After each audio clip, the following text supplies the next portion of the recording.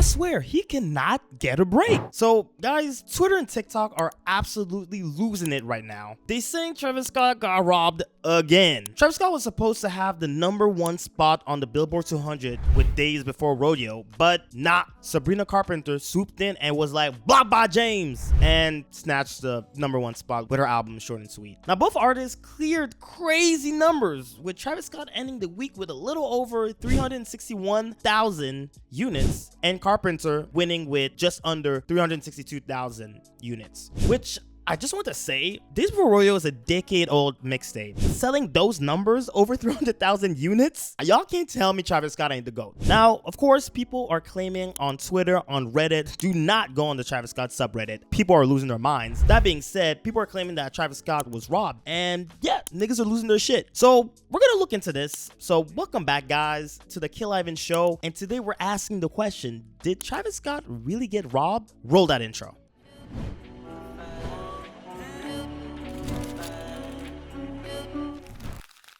Hey, what's up, guys? If you're new to this channel, hey, my name is Killivvn. Make sure to subscribe and hit that bell notification. Also, follow me on IG. The link is down in the video's description. And thank you guys so much. We just hit 10K subscribers. I never thought this moment was gonna come. I've been grinding on YouTube for a minute, and to be at 10,000, you know, it's not a lot, but baby steps, and I'm really proud of that. I'm really happy, and I'm happy that y'all are in this journey with me. So as I promised on my other videos, I'll be giving away the blonde vinyl. It's sealed, never before open. So make sure to keep an eye for the contest details on my YouTube channel or on my IG. So really make sure to follow me on Instagram, Killivvn. But with that being said, let's get back into the video. So let's rewind to 2014 when Travis Scott dropped Days Before Rodeo. This was a turning point. Before this mixtape, Travis was bubbling under the radar, but with Days Before Rodeo, things started to take the fuck off. Tracks like Mamacita and Don't Play made waves, showing off his unique sound, trap beats,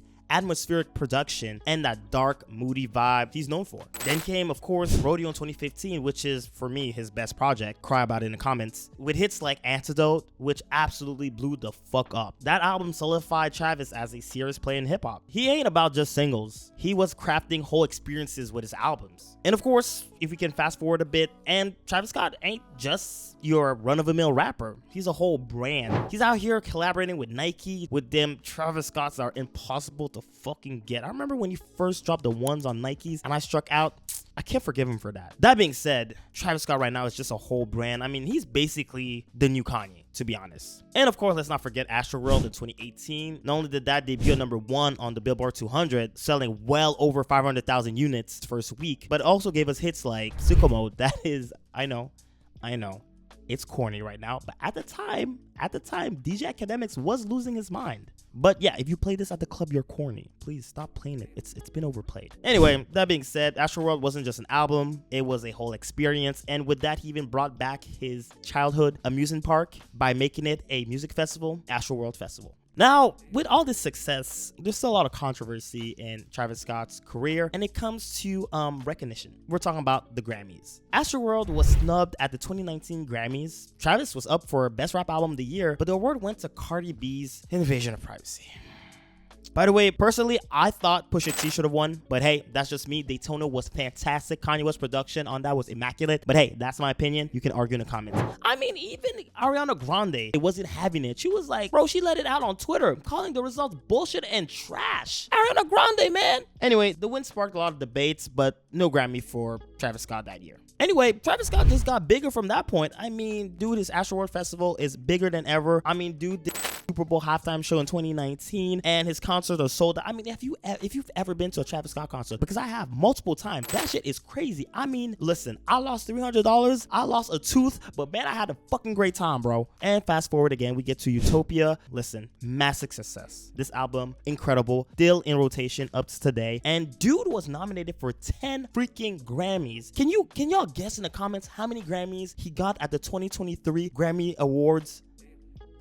None. Zero. Dude was so pissed that while he was performing Fiend with Playboi Carti, dude said, "They slept on me 10 times. They slept on me 10 times." He remixed his own song during the Grammys, bro, because niggas were sleeping on him too much. Anyway, that being said, we're in 2024. Hopefully, if you're watching this, we're still in 2024. And Travis Scott blessed us by re-releasing Days Before Rodeo that initially dropped in 2014. Now this is a classic mixtape with incredible songs, and everybody honestly was expecting it to go #1 because he was doing crazy numbers. Like, we could see the performance, we could see the speculation, we could see the estimations on Twitter, on Instagram of how the album was moving units, and it was really moving units. It was crazy. But like I said, dude got blocked by James because Sabrina Carpenter came out of nowhere with Short and Sweet and snatched that first spot. And people are talking about 600 units was the difference maker. Y'all Travis Scott fans should have went harder. Now, real quick, who's Sabrina Carpenter? So Sabrina Carpenter is a 25-year-old American singer and actress who rose to fame with her role on Disney Channel's Girl Meets World. She launched her music career in 2014 with her debut single, Can't Blame a Girl for Trying, and has since released 6 studio albums, which is really a lot because I never heard of her before. But listen, that's not my niche.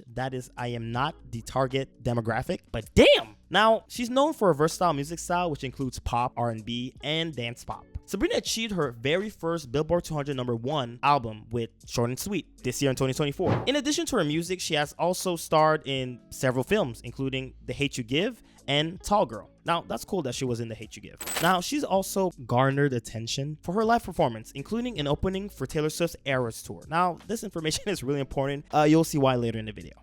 And listen, I actually had the chance to listen to her album because I'm not going to critique this controversy without, knowing why, Sabrina passed Travis Scott. There has to be a reason why she passed Travis Scott. Now, there's some controversy, there's some playing with numbers, but I listened to the album and I didn't know she was the girl that had the song Espresso.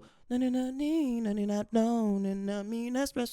the last time I ever sing it on this YouTube channel, okay? Last time. That being said, that song's everywhere on TikTok. So I guess it makes sense. On Spotify, the song has over 1 billion streams. So yeah, she's racking up the numbers. So I can kind of get why she's so up. I mean, that single is probably carrying the album. But yeah, her music is not for me. Like I said, I'm not the target demographic, but I wish her the best. Really fantastic for her that she's been grinding for a while and she made it to a #1 album. And also, it's hard for Disney stars to pivot. I mean, we've seen Miley Cyrus, even though she did come around, but yikes, at the beginning, yeah, that shit wasn't pretty. You know what I mean.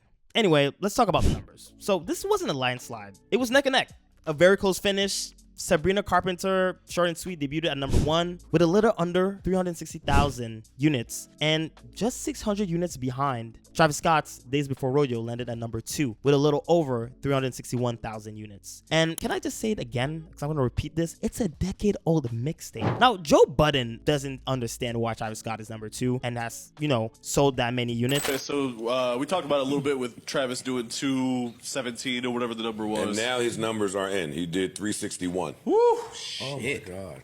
All right, well, he's #1. He was doing that with Sabrina Carpenter. Sabrina Carpenter did 362. Oh wow! He lost by 1,000. Wow. Damn. Put some But respect. they delayed it for like a week and a half to Put some figure out these respect on numbers, that boy which is, name, I've never yo. seen that in my entire life. I don't believe nothing about these numbers. I don't either. I don't believe not one thing about these numbers. About hers or his? His. Oh, okay. No, she's His. lit. Yeah. She's fine because that's a new album. Yeah. This is not a new album. True.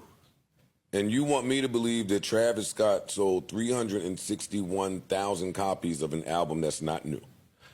But bro, you have to understand, Travis Scott's a machine, bro. He is, if he's not #1, he's at least top 3 of the most influential rappers of this generation, of right now. I mean, we have, Drake, of course, and we have Kendrick Lamar with that beef that he won against Drake, for sure. Definitely makes these guys really more in the spotlight. But Travis Scott is right there, bro. I mean, everything he does just sells out and people lose their mind. Every time he does something, it feels like the culture shifts. So I don't agree with Joe Budden on this, but yeah, I can see why his project is going crazy. I mean, have you heard Drugs? You Should Try It? It's amazing. Gray, Mamacita, like, listen, I was a huge fan when this project dropped. I was a huge fan of those songs back in the day, man. So this is nothing new for me, but damn, these are classics, guys. And moreover, this is the biggest rap album debut of 2024. Keep that in mind. That's crazy. Travis Scott is really a machine. Now, Sabrina's win came from a combination of factors. Her vinyl sales were a big part of it. She sold over 100,000 units off of just vinyls alone, making it the second largest sales week of the year for a vinyl album. Plus, she released 3 digital download variants of the album in the final days of the tracking week, which boosted her numbers right before the cutoff. She's using that Taylor Swift method. Now, on the flip side, Travis fans are heated because Days Before Rodeo was initially released for free in 2014 and just got its first official release, complete with bonus tracks, live cuts, and remixes. The fact that this album didn't debut at #1 despite selling 331,000 pure album sales, the second biggest of 2024, has people asking how Sabrina managed to sneak past them. How did she block it by James? I mean, this shit was so close to call. They had to release the results a day later. They needed extra time to tally everything because it was so damn close. Billboard needed extra time, fam. Now, both albums, I'm not gonna lie, had some big promotional help. Sabrina got a shout out from Taylor Swift, of course, who told her millions upon millions of followers to support Our Girl, which is weird, Our Girl. Interesting. And also, there's some controversy with many Taylor Swift fan pages pushing and paying people to stream and buy the album. And we know Taylor and her record sales are very shady. Trust me. She blocked my man Ye from getting #1, even though Vulture 2 ain't all that, but Promotion is fire.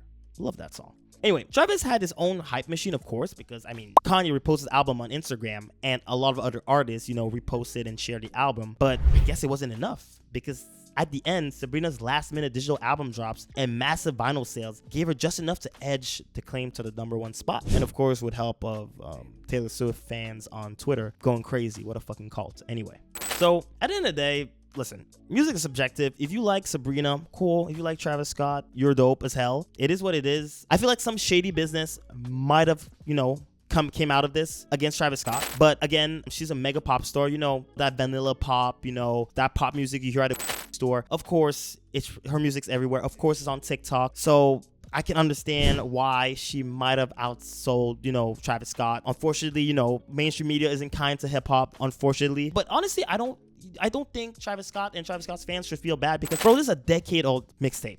Imagine it was a new album. He would have whooped her. If it was an album, he would have destroyed her. But it's an older project, of course, so he takes second place, but it's still very impressive, and there's nothing wrong with that, you know? And listen, shout out to Sabrina, man. She, you know, she got her first #1. Good for her, man. And of course, I hope, you know, one day Travis Scott will win that Grammy because, you know, he even posted on Instagram a picture of the Grammy saying, one day you'll be mine. So hopefully that happens soon. But of that being said, please, Travis Scott, please put on streaming services Owl Pharaoh. I beg you, it's your second best project. I don't care what anybody says. It's your second behind Rodeo, okay? Please drop Owl Pharaoh on streaming services. But guys, that being said, thank you so much for watching the video. Like, share, comment. What is your favorite song off of Days Before Rodeo? And guys, thank you so much for 10,000 subscribers. This is crazy, guys. And follow me on Instagram because I will give you the rules to the contest for the giveaway of the blonde vinyl. But guys, that being said, thank you for watching and keep it supreme.